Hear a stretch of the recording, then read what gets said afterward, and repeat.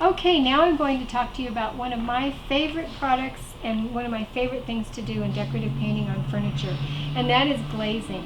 I spent many years doing glazes on walls and color washes and over plasters, and it is a really fun way to give mellowness and depth and character to your furniture. What we've started with here is a real nice piece of wood that's got, I believe it's tea, for the Vintage Market Design furniture paint. It's been nicely distressed. They did some wet distressing here so it looks natural and it's not piecey and just very elegant. And we're going to add just a little bit more pizzazz to this by putting on one of the Atelier glazes. And this one is the Garden Gate, one of my favorites, nice neutral brown. Again, like all the other products, it's water-based. No odor. I could do this in my own living room with the doors closed and a tarp on the floor and not have any problems with fumes or headaches or anything like that. Now, what you want to remember when you're using this glaze over the Vintage Market Design furniture paint is you want to let your paint cure for 72 hours. What happens is the paint is going to absorb into the wood. It's going to create a chemical bond, and then when you go back over your glaze, you're not going to have any issues. Because this is one of the few glazes that are on the market and made to go over a chalk-based paint. Chalk-based paint, by virtue of what it is absorbent and it can grab. And so we are going to work quickly with the glaze so that we don't have any problems with that. But if we let the paint cure for 72 hours, that's going to buy you a lot more time manipulating your glaze and getting the kind of look that you want. So what I'm going to do is use the Garden Gate, and I'm going to use one of my nice European style oval brushes because it grabs a lot of product. And when you're glazing, if you keep the surface wet with your product, you're going to again have more time to work with it. I also like to be prepared in advance with the other tools that I need. I'm going to have another dry brush for stippling and getting into the areas that I want to smooth it out and get rid of some lines or marks. I'm going to have some paper towel that's absorbent so I can grab it if I've got too much in an area quickly. In fact, I'm going to pull a couple sheets off right now so I can have that ready to go. And last but not least, I have just a regular clean white terry cloth towel that I've dampened just by using a water bottle and getting it nice and wet. It's not drippy wet, but it's wet enough that it's going to pull off glaze quickly if I need it to do so. Any kind of a towel or old diaper or t-shirt or anything that doesn't have a lot of lint is good for you for this. You don't want to use those towels that you get in a big package without washing them first, because when they're brand new a lot of lint will come off them. So make sure you've got something that's got some use on it so it's going to be nice and smooth. And the other thing is, when you're doing your glaze, you want to make sure that you're only going over a small area at a time. If you do too much, you're going to get caught up and you can't keep up with it and it'll get away from you and dry. So I'm going to start out by doing the perimeter of my piece here, and then I'll go back and do the center. So again, I'm just dipping the brush in just about a ½ inch so that I'm not making a mess on the brush or on my hand. And I'm just going to apply it and kind of work it into that recessed area, because that's what's so fun about this, is it gives it an antique look without having to wait for it to become an antique. I'm putting it on nice and thick, working quickly. And I'm going to go right up to this edge because that would be a natural place to have a line if I do happen to get a dry line. Just right in where that little crease is. Okay, so I've got that side done. Then what I'm going to do is take my paper towel and wipe it down. And I like to use the paper towel so that it's kind of flat on the surface. I don't have a lot of wrinkles, and what that does is just go over the top areas, and it leaves that nice darkness in the recessed areas that is going to give it the age. I'm going to do it again, go to another part that's clean, so I'm actually pulling more glaze off and just taking off the rest of it. And then now that I've got that, I'm going to take my wet rag, and again I'm going to have an area that's flat on the surface because I don't want to take it out of the wet areas where it's recessed, and I'm just going to fine tune that and just very lightly go over the top of it. get in this little recessed area here so I don't have too much of a line. And then finally I'm going to go in with my clean brush that's dry and doesn't have anything on it, and I'm just going to get rid of any lines or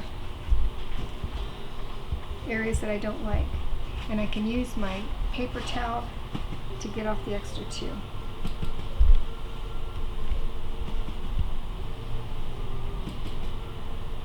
And I'm just working out the edges here so when I go over there for my next batch, I'm not going to have a line at the top or the bottom. You always want to pay attention to the edges. And then finally go into this last area and just pick up what's left.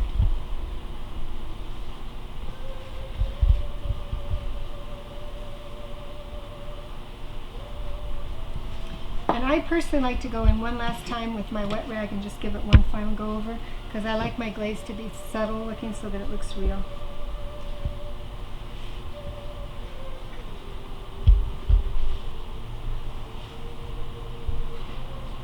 And you can see what that does compared to the other side. We've got more age and more mellowness. So let me go ahead and get the other side done. Same thing, a lot of product on, a lot of product off.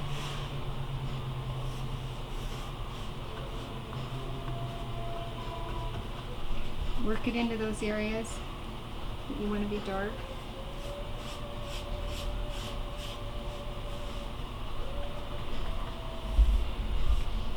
And I'm going to get this last little edge.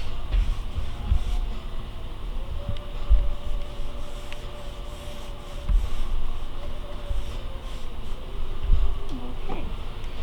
And I'm going to go to another clean part of my paper towel. Take that off first.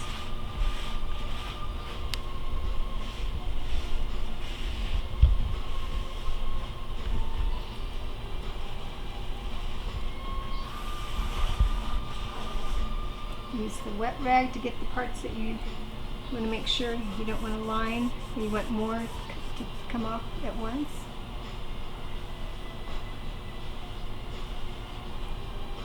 And I'm getting rid of my edges with the wet towel.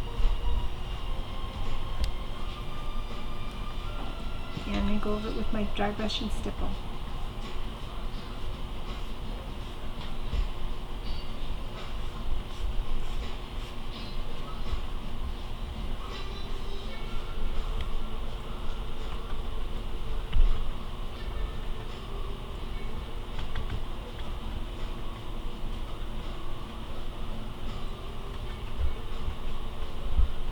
The stippling's nice because that kind of gets rid of the brush strokes and it makes it harder to tell how it was done, and that's always nice when people can't tell exactly how it was done. Okay, now I'll just get my two little edges and we'll do the center part.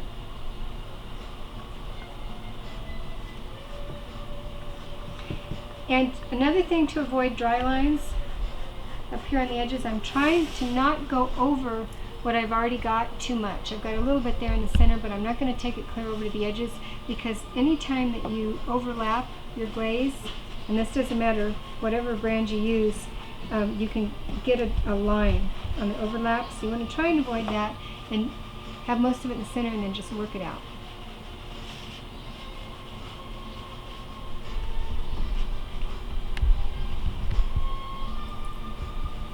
And you can see, because this is nice and cured, even though it's an absorbent chalk-based paint, I'm not having trouble with grabbing at all.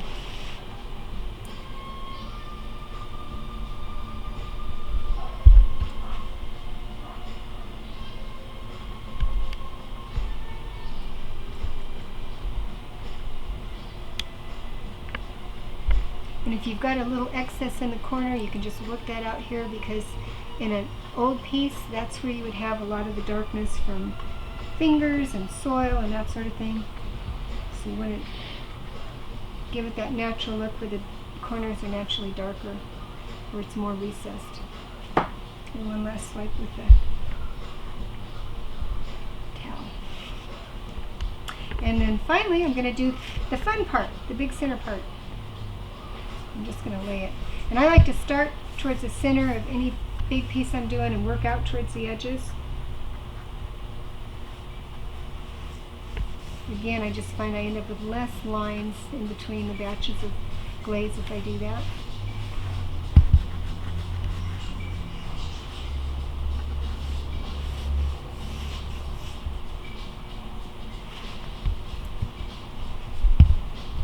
I go through a lot of paper towel.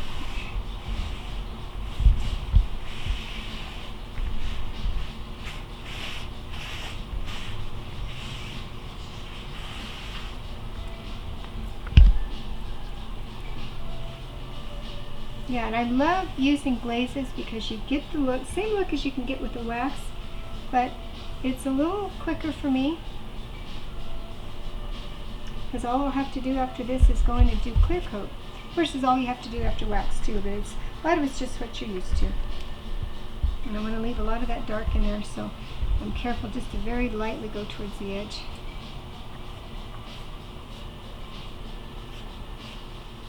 And this glaze is very durable once it gets on here. I have found, even on pieces that I've done and I haven't done the clear coat yet, unlike a lot of glazes which are kind of unstable, this one, the pigment is very strong and it really grabs hold and gives you a nice durable finish. I mean, I always clear coat over it anyhow, but I've been amazed if I get water on it or something even before clear coat after it's dry, it's a good solid finish. So that's it. And you can see how you can turn around a dresser or an armoire or something pretty darn quick by doing that. Lastly, if you want just a little bit more contrast, I'll take the wet rag one last time and just go over my high areas so that I've got just a little bit more contrast. And you only have a little bit of time to do this because the glaze is going to dry and give you that nice strong finish. That's it. Easy.